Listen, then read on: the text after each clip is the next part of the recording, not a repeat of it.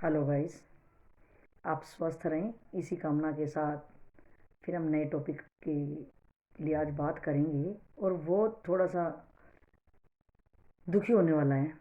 वो ये है कि मुझे अभी अभी किसी ने बताया कि उनका बच्चा घर छोड़ के चला गया और रात भर वो ढूंढ रहे हैं। अभी तक कोई ऐसी सूचना नहीं मिली है कि वो कहाँ हैं।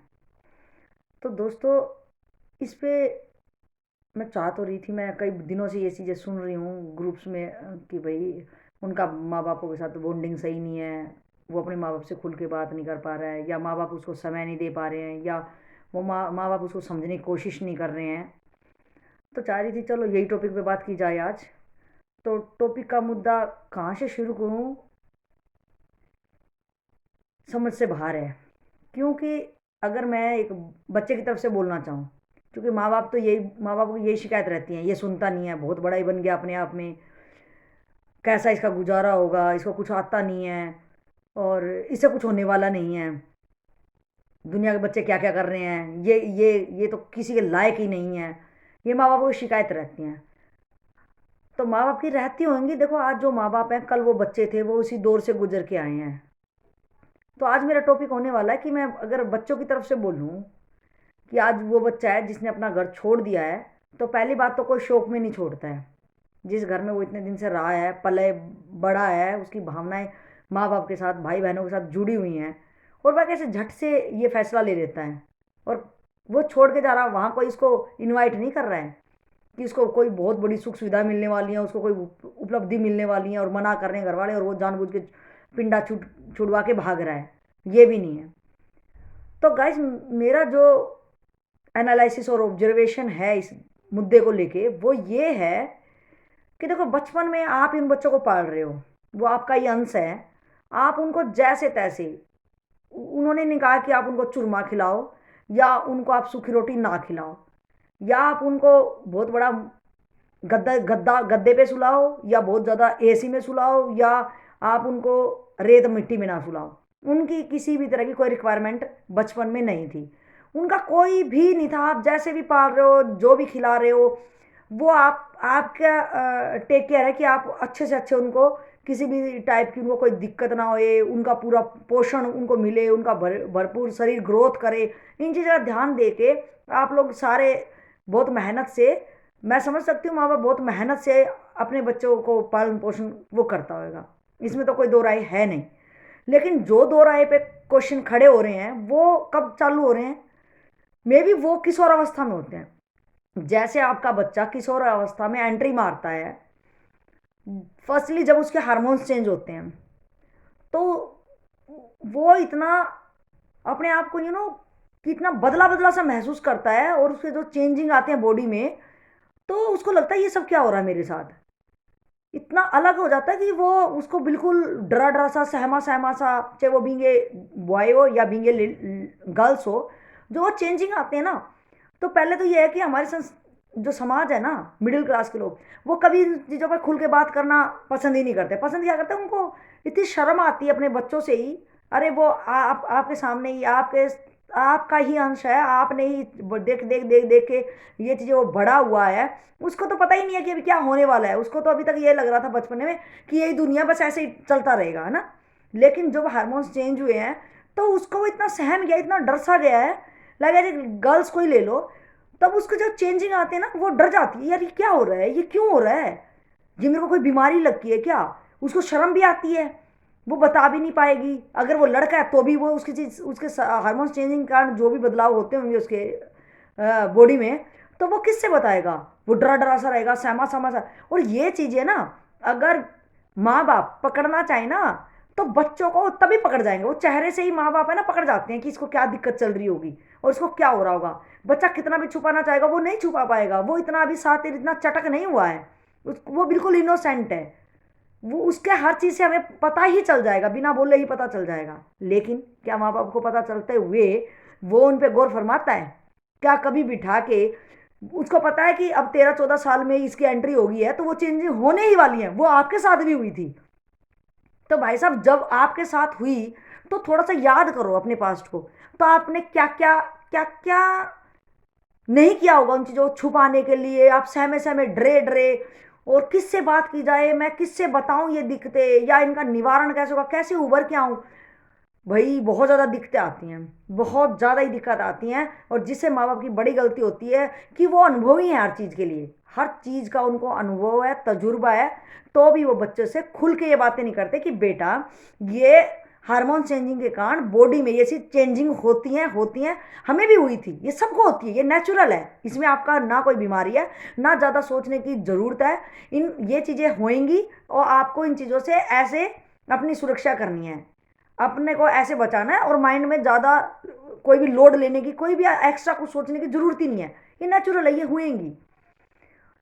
फर्स्टली तो ये, सेकंडली जो अब आता है मानसिकता पे, अब उसके बॉडी के साथ साथ में उसके मानसिक है ना, जो अभी बचपना था वो सारी चीज़ को बस चैकता हुआ, खेलता हुआ, शरारत में वो चीज़ें अच्छी लग रही थी ना, ऑटोमेटिक उसका नया लेसन खुल जाता है।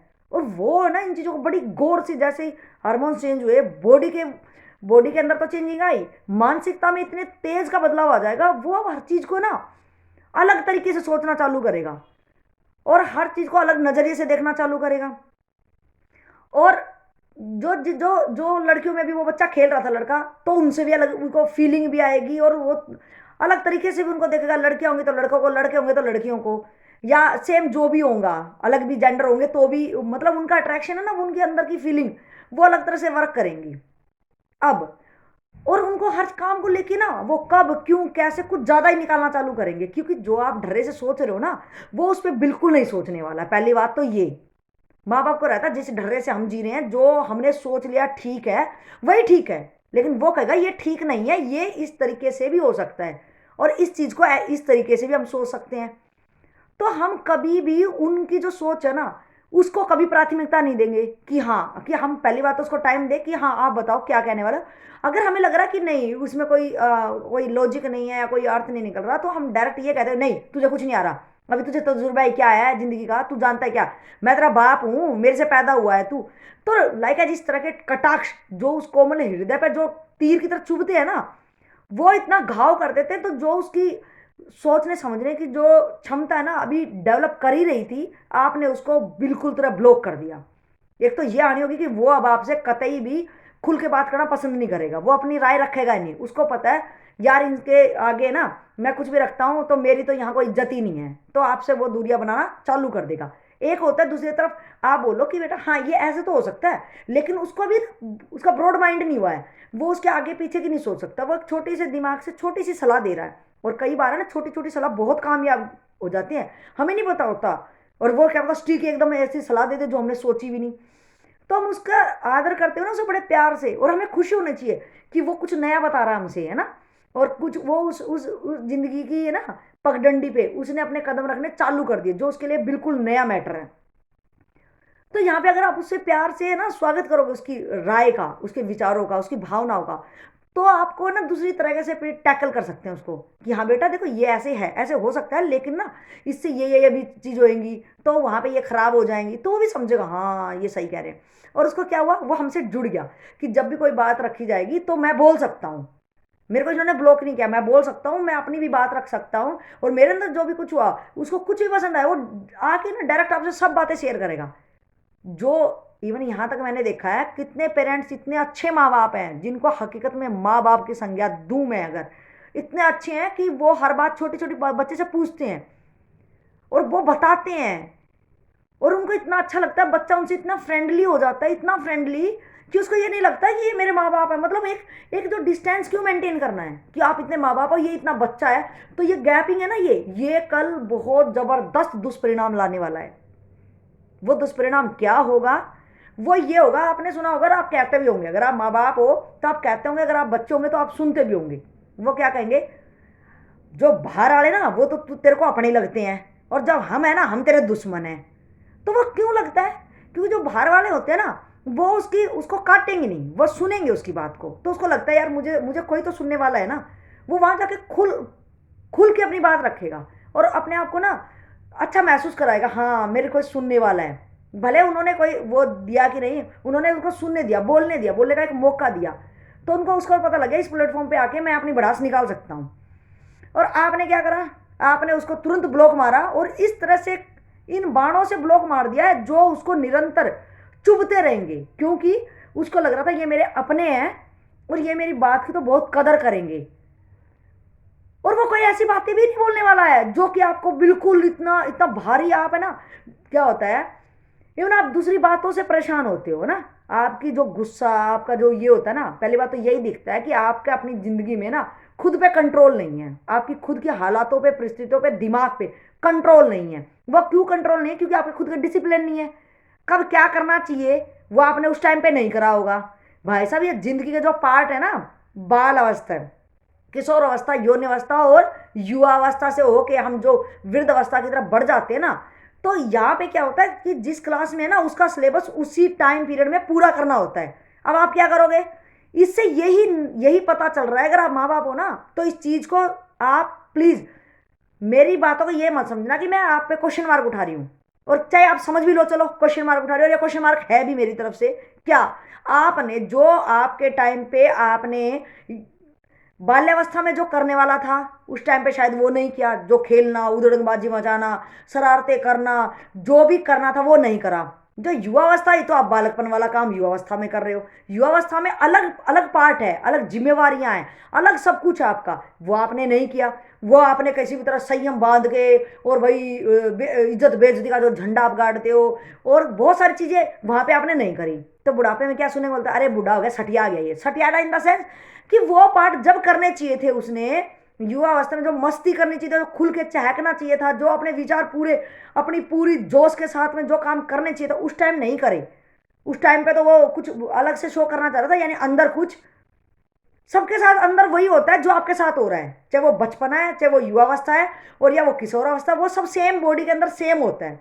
तो वो पार्ट जो जब करना चाहिए था वो नहीं करा, उसको आपने किसी आवरण ओढ़ लिया, पर्दे के पीछे हो गए, और जब बुढ़ापा आया तब वो चीजें आपको महसूस हुई, अरे यार मेरे को जवानी में देखो ये बच्चा कितना, मतलब इसने ये कितना मेरे साथ पढ़ रहा था, मेरे साथ चला था, और आज ये कहाँ पहुंच गया और मैं कहाँ हूं। तो भाई आप क्यों नहीं जागे? आज आप माँ बाप बन गए हो तो बच्चा आपको कहेगा आपने हमारे लिए क्या किया। आपने जिस टाइम पे जो करना था भाई साहब क्यों नहीं करा? क्यों नहीं करा? और उसका चिड़चिड़पन आप अपने बच्चों को दे रहे हो। हालांकि लाइबल तो माँ बाप हैं जी यहाँ पे, बच्चा कहाँ से आ गया? अब बच्चा उस टाइम पे आ रहा है तो आपके पास तो अपना खुद का तो अनुभव है नहीं कि उसको समझा सको। अरे समझाओ मत, नहीं आपके अंदर इतनी समझ या इतने वाक्य या शब्द और वो संतुलन आपके अंदर नहीं है। वो नहीं इसलिए क्योंकि करानी है आपने, वो इकट्ठा करानी, वो समझ इकट्ठी करी नहीं है तो उनको तो बोलने दो। उनका क्या कसूर है? उनको बोलने दो। बोल बोल के ये तो हम कह ही सकते हैं अगर ईमानदार हो कि बेटा मुझे तो पता नहीं, और तू बड़ा होगा ना तो तू सीख के मुझे भी बताइयो। तो कम से कम उसको ये तो लगा यार मुझे इज्जत मिली, मेरा मुंह बंद नहीं करा इन्होंने, वो आपसे जुड़ा रहेगा। अब घर छोड़ने का क्या होगा? या घर भी नहीं छोड़ेगा, वो वहीं रह रहा है लेकिन आपकी तन्नी रत्ती भर भी इज्जत नहीं करेगा, वो पड़ोसियों की कर देगा। और वो हमेशा आपके प्यार से जो उसके मन में ना खाली जगह बन गई, उसको भाई साहब दुनिया की कोई ताकत नहीं है जो उसके उस जगह को भर देगा। और वो भरी भी नहीं जाएगी, वो कभी नहीं भरी जाएगी। वो आज जिंदगी में ना स्टैंड कर जाएगा, आपसे अच्छा कमा रहा है, जिसको आप कह रहे थे आप कुछ नहीं कर सकते, वो बहुत कुछ अच्छा। दुनिया को क्या चाहिए कि आपका स्टैंड है, आप कहाँ खड़े हो। आज लोग आपको सलाम ठोक रहे होंगे, आपके पास पैसा होगा, लेकिन वो उसका टाइम, वो उसकी जिंदगी कि वो कहाँ पहुंचना चाह रहा था, आज वो कहाँ है। कौन जिम्मेवार हो? सिर्फ आप हो। आप हो, अगर आप ईमानदार हो तो आप हो। ये नहीं है उसने कभी बताया नहीं, उसने बहुत बार बताने की कोशिश की होंगी, उसके पास शब्द नहीं होंगे बताने के लिए, उसने कुछ भी कहा होगा, टूटी फूटी इधर उधर करके उसने अपनी वाणी से बताना चाहा होगा, लेकिन ये आपका फर्ज था, आपकी ड्यूटी थी, आप उससे बड़े हो। उसने सबको बताना चाहा होगा, आपने किसी ने भी तो कदर नहीं की, सिंगल पर्सन उसको ये नहीं लगा कि मेरा अपना है और इसने मुझे समझा। अपना किसको कहते हो? कि रोटी दे रहे हो तो एहसान कर रहे हो क्या? कल वो ऐसा हो जाएगा वो लाखों करोड़ों का रोटी दे देगा। तो माय डियर पेरेंट्स, प्लीज, जो आप बड़े हो ना, तो बड़ा बड़पन का है ना बहुत बड़ा अर्थ है, बहुत। आप उसके लिए भगवान हो, वो नहीं जानता किसी की भगवान सत्ता को, आप हो उसके लिए। तो आप उसको समझो, समझ के अगर उसकी जिद है, उसकी ना समझिए, जिसको आप कहते हो उसकी ना समझी कतई भी नहीं है। उसकी अपनी मानसिकता या उसके अंदर जो चेंजिंग आ रहे हैं, जो बदलाव आ रहा है, जो प्रारब्ध होता है कि वो बच्चे के साथ होना ही होना है, वो हो के ही रहेगा, वो होगा उसके साथ। लेकिन उसके साथ वो तो होगा, वो तो पीसेगा। आपका क्या रोल रह गया? पैदा करके कोई बड़ा एहसान कर दिया क्या आपने? तो प्लीज उनकी भावनाओं की कदर करें, उनको समझे। वो आपके साथ दिल से हमेशा अटैच रहेगा। कल वो पब्लिक उसको सही कहेगी, और लेकिन वो आपसे कतई भी रत्ती भर भी आपकी इज्जत नहीं करेगा, वापस आपके पास आना भी नहीं चाहेगा। और फिर पश्चाताप के सिवा आपके पास कुछ भी नहीं रहने वाला है, कुछ भी नहीं रहेगा। आप माफ नहीं करोगे जिंदगी भर। तो प्लीज आप समझे, उनकी भावनाओं की कदर करें। प्लीज, वो बच्चा आपका ही है। आपको दुख से आप सिर्फ उस पर कलंक, एक क्वेश्चन मार्क जो दुनिया ना वो लगा रही होगी कि नालायक है, पता नहीं क्या क्या कह रही होगी। अरे कहे क्या हो जाता, कहने वाले पे कोई असर नहीं होता। और वो बच्चा एक दिन ऐसे स्तंभ बन के आएगा, तब आप नजरें मिला नहीं पाओगे उससे। तब आप शब्द सोच लो, आपके लिए क्या वो शब्द भी नहीं है डिक्शनरी में कि आपको क्या कहा जाए। आपने उसको आत्महत्या तो कह देते, वो खुद मर गया, वो मरेगा भी नहीं, लेकिन आपने तो उसको मार ही दिया है। तो प्लीज आप समझने की कोशिश करें, ऐसा ना करें, ऐसा ना करें। आपने पैदा कराया ना, तो कुछ जिम्मेवारी ले। ये जिम्मेवारी यहां होती है, ये ना कि मैंने तेरे को 1000 रुपये का सूट पहना दिया, मैंने तेरे को ये खिला दिया वो खिला दिया। अरे ना भी खिलाओगे तो मजदूरों के बच्चे भी बड़े होते हैं, वो नंगे होते हैं, और वो खुद अपना तन तन ढकने के लायक, तन क्या वो पता नहीं कितनी दुनिया का तन और पेट भर देते हैं। तो इन पे ये ढंगोसलेबाजी है ना जो आपके थोथे, इनसे वो बच्चा अब रुकने वाला नहीं है। तो प्लीज, जो बाल अपराध बढ़ रहे हैं या जो बच्चे जा रहे हैं, जो उनका प्यार का वो जो जो खाका खाली रहा है ना जो उम्र भर के लिए, प्लीज आप उसको वो ना करें, ना करें प्लीज। गाइस, हाथ जोड़ के रिक्वेस्ट है, प्लीज आप ध्यान देंगे, आप कुछ समझेंगे। मेरी आपसे यही रिक्वेस्ट है, ये गुजारिश। जय हिंद, जय भारत।